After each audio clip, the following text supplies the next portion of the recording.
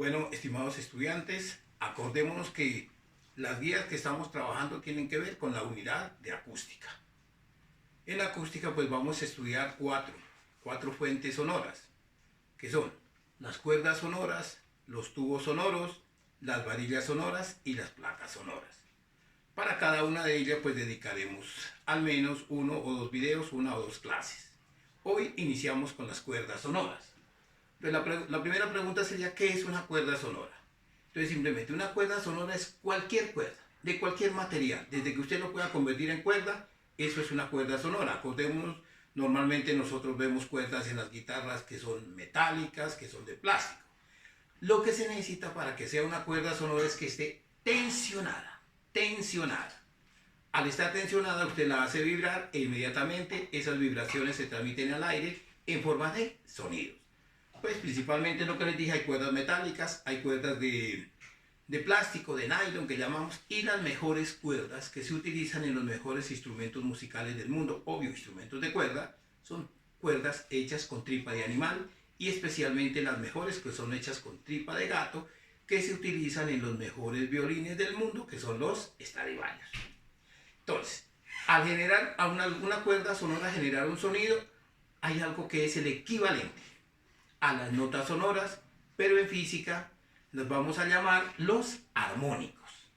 Esta es la fórmula para hallar los armónicos. Los armónicos son las diferentes vibraciones en las cuales se produce un sonido. No para toda vibración en una cuerda se produce un sonido. Eso, acuérdese que se forman ondas estacionarias en cada uno de esos nodos, se forma un sonido.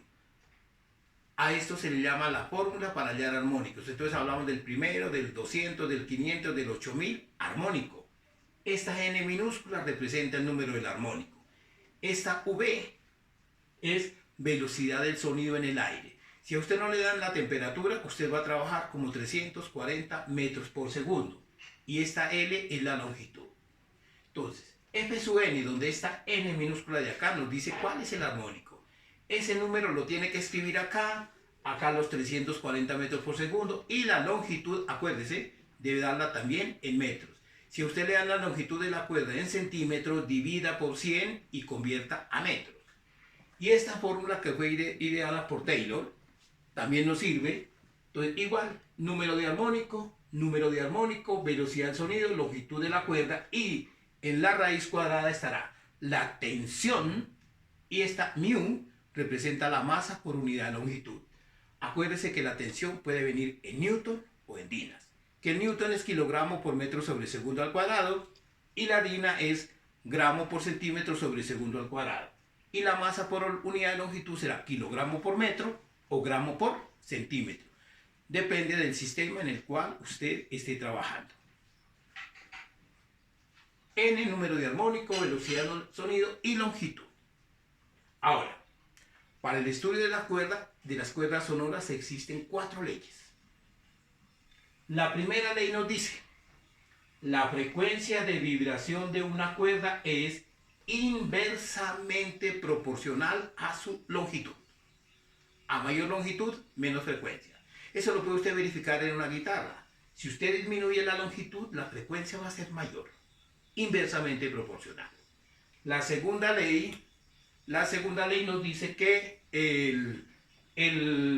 la frecuencia de vibración de una cuerda es inversamente proporcional al diámetro. A mayor diámetro, menor frecuencia.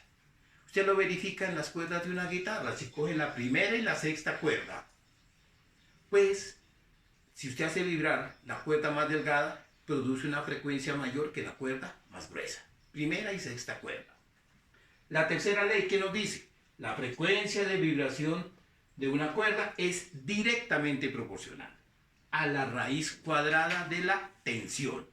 Lo tensionada que esté la cuerda. Y le recuerdo nuevamente, la tensión viene en newton o en dinas.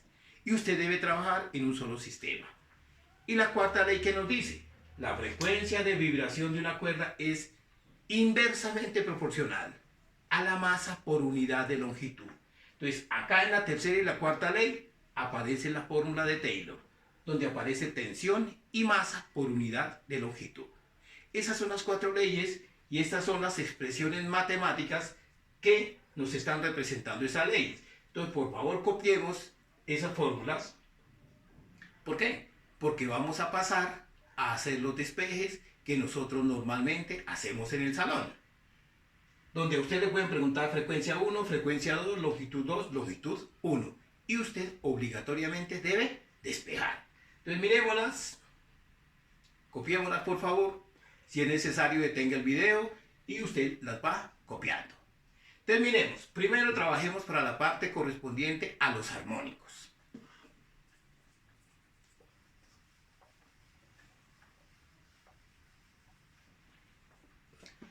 Veamos. Lo primero es, acuérdense, debemos eliminar denominadores. Este 2L que está dividiendo pasa al otro lado a multiplicar. Olvidémonos de esta N para que no nos equivoquemos. Nos va a quedar 2L por F igual a N por B. Ya no tenemos denominadores. Entonces, por ejemplo, usted quiere hallar la longitud. A usted le piden la longitud. Este 2 y esta F que está multiplicando pasa al otro lado a dividir. Y nos queda que L es igual a NB sobre 2L. Y usted tiene la fórmula para hallar la longitud de la cuerda. Que a usted le pregunta, por ejemplo, el número del armónico. Entonces, esta B que está multiplicando pasa a dividir al otro lado. De donde nos queda que N es igual. Lo que tenemos a este lado, 2L por F, sobre la velocidad. Entonces, una L por si acaso. 2L por F sobre B. Y así usted puede hallar la fórmula para hallar la velocidad, por ejemplo. Aquí no nos quedaría más porque 2 es una constante. Ahora, en las leyes de las cuerdas es exactamente lo mismo. Bueno, copiemos si necesita copiar estas fórmulas. Y pasamos a las leyes de las cuerdas. Recuerde, primero déjela en forma horizontal, sin denominador. Usted tiene que F sub 1 sobre F sub 2 es igual a L2 sobre L1. Eliminando denominadores nos queda F sub 1 por L sub 1 es igual a F sub 2 por L sub 2. Eliminamos denominadores. Entonces usted va a seguir los mismos pasos. Yo simplemente acá le despejo 1. Por ejemplo, vamos a despejar L sub 1. Este F sub 1 que está multiplicando pasa al otro lado a dividir. Y nos queda que L sub 1 es igual a F sub 2, L sub 2 sobre F sub 1. Tiene su fórmula para hallar la longitud de la cuerda 1. Igual, si usted va a hallar F sub 2, L sub 2, F sub 1, lo que usted quiera. Acuérdese, el término que le está acompañando al que va a despejar pasa al otro lado a dividir porque a los dos lados de la igualdad es una multiplicación. Copiemos. Miremos nuestra segunda ley. La segunda ley se refiere a, está comparando diámetros. Entonces tenemos el diámetro 2 y el diámetro 1. Igualmente, elimine denominadores.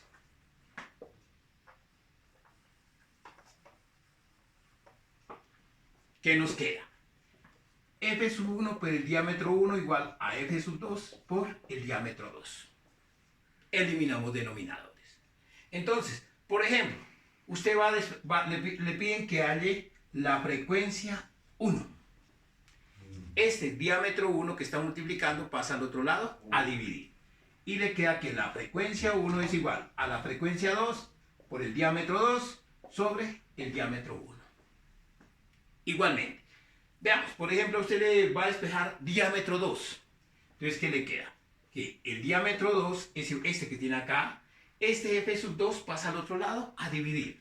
Será igual a F sub 1 por D sub 1 sobre F sub 2. Y tiene la fórmula para hallar el diámetro 2.